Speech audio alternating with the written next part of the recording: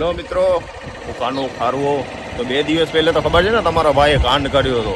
પણ આજે એક સીન થઈ ગયો. પર હવે શું નવું ત્યારે હવે આજે હું સવારમાં દર્શન કરવા ગયો મહાદેવના મંદિરે ને પછી હનુમાન દાદાના મહાદેવના મંદિરમાં ગયો તો એક મને કાકા મળ્યા.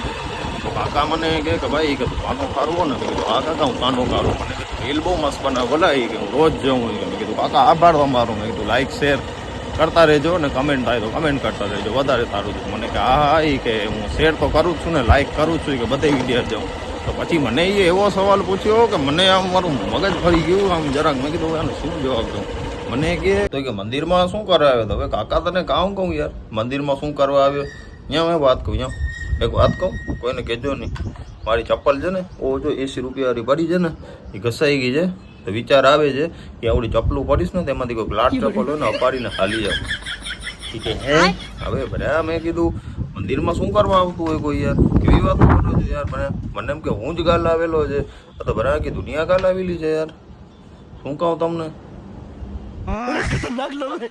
कैसे कैसे लोग रहते हैं यार यहाँ पर। साला तुमको पागल कुत्ते का गाड़ी उठा के ले जाएगा बता रहे हैं हम।